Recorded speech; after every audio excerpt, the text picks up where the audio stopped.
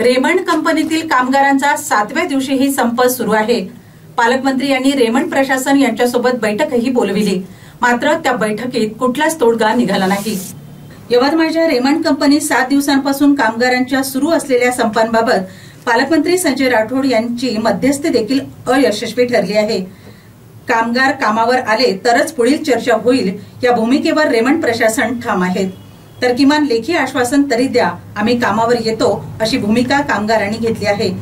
कामगारांच्या संपास मान्यता प्राप्त रेमंड कामगार संघ हेच जबाबदार असून संघटनेने कामगाराची दिशाभूल करून कराराचे प्रकरण न्यायप्रविष्ट केले, त्यामुळेच कामगारांमध्ये असंतोष निर्माण झाल्याचा आरोप संपकरी कामगारांनी केला आहे। आम्ही सर्व रेमंड युको डेनिम प्रायव्हेट लिमिटेडचे कर्मचारी आहोत।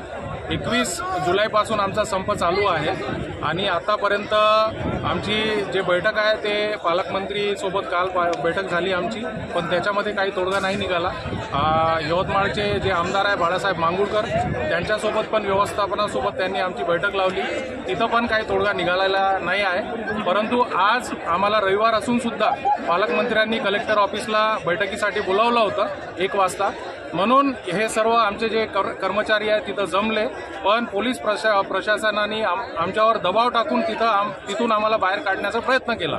आमच्या कामगारांवर दबाव टाकला म्हणून आम्ही सर्व प्रतिनिधी लोकांनी त्यांचा विरोध केला आणि निषेध म्हणून आम्ही तिथून बाहेर पडलो आणि इथं पोस्टल ग्राउंडमध्ये येऊन आम्ही इथं जमलेलो आहोत। आमचे जे कामगार आहे कोणी हे क्रिमिनल नाही आहे, कोणी हे हिस्ट्री शीटर नाही आहे। शांततेनं आमचं आंदोलन चालू आहे आणि शांततेनं आम्ही आज बैठकीत बोलासाठी आलो होतो, पण जबरदस्तीने आमच्यावर दबाव टाकण्याचा प्रयत्न करण्यात येत आहे, याचा आम्ही जाहीर निषेध करतो। आज स्ट्राईकचा 7वा दिवस आहे आणि पालकमंत्र्यांनी आम्हाला बोलावलं आहे आणि आमची जे अपेक्षा आहे, आमचे जे 3 मागण्या आहेत ते पूर्ण झाले पाहिजे, एवढंच आमची अपेक्षा आहे। ते 3 मागण्या जर लेखी स्वरूपात व्यवस्थापनाने जर आम्हाला दिले तर आम्ही आजच्या आज प्रोडक्शन चालू करायला तयार आहोत, ही आमची समोरची भूमिका आहे। समजा हे मागण्या जर आज पूर्ण होत नसेल तर बच्चूभाऊ कडू हे प्रहार संघटनेच्या वतीने 29 तारखेला यवतमाळला येणार आहे आणि ते आल्यानंतर समोरची जे भूमिका आहे आम्ही ते ठरवू।